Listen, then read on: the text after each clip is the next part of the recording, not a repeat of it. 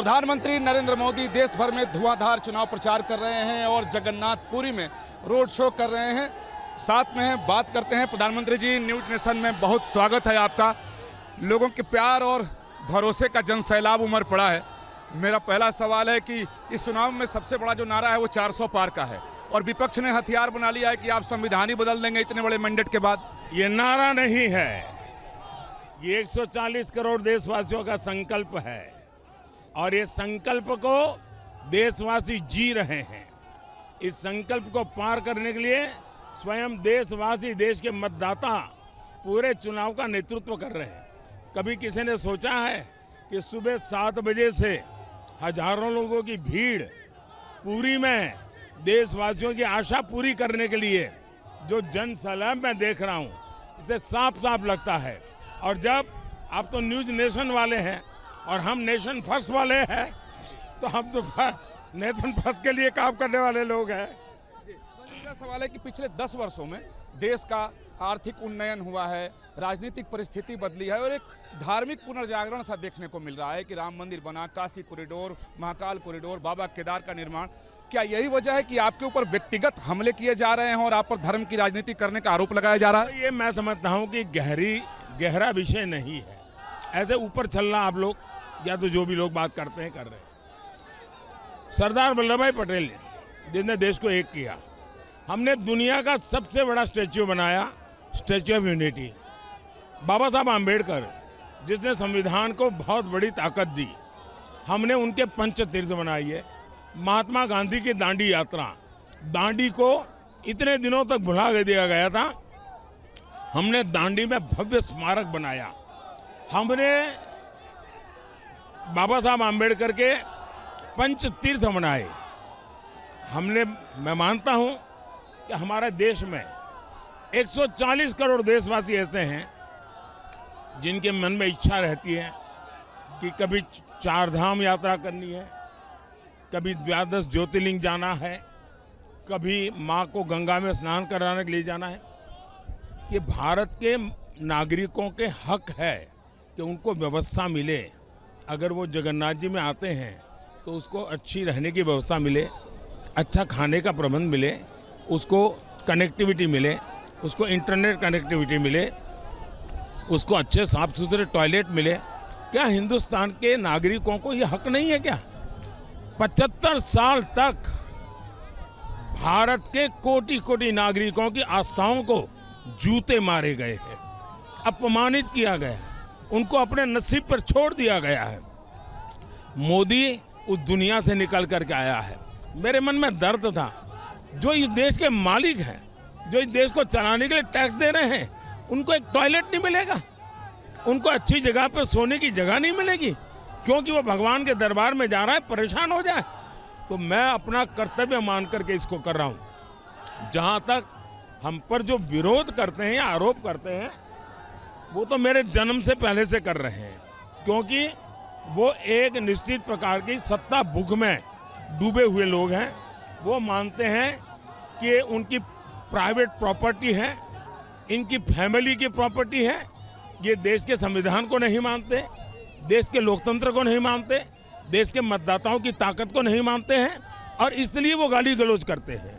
Sir, 10 वर्षों का कार्यकाल हुआ, इसमें जनता तो मान कर चल रही है कि मोदी तीसरी बार भी प्रधानमंत्री। विपक्ष के लोग भी कह रहे हैं कि प्रधानमंत्री तो मोदी ही होंगे। तो क्या ये मोदी मैजिक है या विपक्ष बहुत कमजोर है?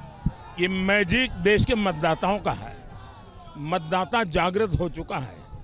अब तक मतदाता उनके ऑरा में था, उस परिवार के, और इसलिए उनको लगता था शायद ये परिवार देश को आगे ले जाएगा और उन्होंने इस लोगों की भावनाओं का दुरुपयोग किया। मैं जनता जनार्दन को समर्पित हूँ। कभी कोई सोचता है कि सुबह 7 बजे देश का प्रधानमंत्री पूरी की गलियों में घूम रहा है? क्यों? मेरा जनता के प्रति विश्वास है और इसलिए देश की जनता ने ये सारे निर्णय किए हुए हैं। सर, इंडी गठबंधन से कितनी चुनौती मिल रही है, खास तौर पर अगर बिहार, यूपी, महाराष्ट्र और दक्षिण के राज्यों की बात करें?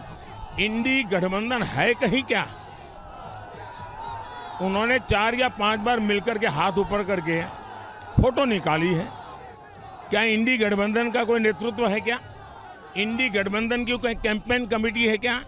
इंडी गठबंधन का कोई इलेक्शन जीतने का विजन है क्या? इतना ही नहीं, इंडी गठबंधन का सबसे बड़ा पार्टनर है लेफ्ट। इंडी गठबंधन ने प्रारंभ में ही इस लेफ्ट के पीठ में जोरा पहुंच दिया। वायनाड में चुनाव लड़ा और लेफ्ट वालों को गालियां दी, लेफ्ट वालों ने कांग्रेस को गालियां दी। बंगाल में उनकी हालत क्या है, हिंदुस्तान में, झारखंड में उनकी हालत क्या है, यानी सब दूर वे अंदरूनी झगड़ों में है।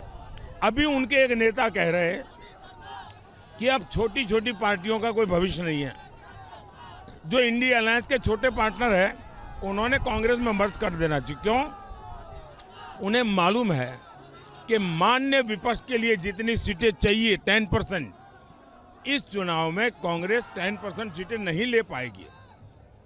तो मान्य विपक्ष बनने के लिए वो सभी छोटी छोटी पार्टियों को मर्जर करना चाहते हैं ताकि जो कुछ नंबर कम पड़ जाए तो अगर पूरा हो जाए।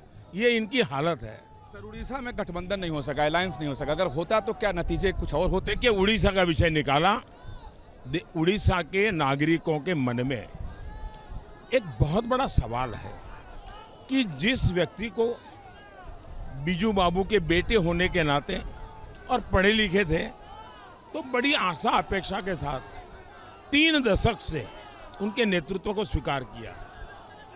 हर एक की उम्र होती है, मेरी भी होगी, नवीन बाबू की होगी, लेकिन दुख लोगों को इस बात का है कि पिछले कुछ वर्षों से उड़ीसा को नवीन बाबू नहीं चला रहे हैं। एक कुछ लोगों का कुनबा है, उन्होंने सीएम हाउस पर कब्जा कर लिया है। उनकी इच्छा के विरुद्ध कुछ नहीं होता है और वे नवीन बाबू का उपयोग करते हैं। नवीन बाबू को भी अच्छा होता कोई उड़िया व्यक्ति को अपनी विरासत देने के लिए तैयारी करते, जो उड़िया भाषा से जुड़ा हुआ हो, उड़िया अस्मिता से जुड़ा हुआ हो, उड़िया के जनजीवन से पला बढ़ा हो। लेकिन अब वो आउटसोर्स कर रहे हैं, अन्य भाषाभाषी, अन्य राज्य के व्यक्तियों के भरोसे उड़ीसा सुपुर्द करना है। तो उड़ीसा एक स्वाभिमानी प्रजा है। उड़ीसा के लोगों ने सदियों से स्वाभिमान की लड़ाई लड़ी है। हिंदुस्तान का उड़िया ने नेतृत्व किया हुआ है। ऐसे लोग दोबारा किसी की गुलामी उनको मंजूर नहीं है। वो नवीन बाबू के लिए सब कुछ करने के लिए तैयार है, लेकिन नवीन बाबू ने जिनको विरासत देना तय किया है उनके लिए रत्ती भर भी उड़िया लोग कुछ करने को तैयार नहीं है। और इसलिए उन्होंने तय किया है कि उड़िया अस्मिता के लिए, उड़िया स्वाभिमान के लिए, उड़िया के उज्जवल भविष्य के लिए बहुत बड़े परिवर्तन की आवश्यकता है। और ये चुनाव उड़ीसा में परिवर्तन का है। ये चुनाव दिल्ली में पूरे सामर्थ्य देने का चुनाव है। बहुत धन्यवाद, आपने न्यूज़ नेशन बहुत को बहुत टाइम धन्यवाद। दिया।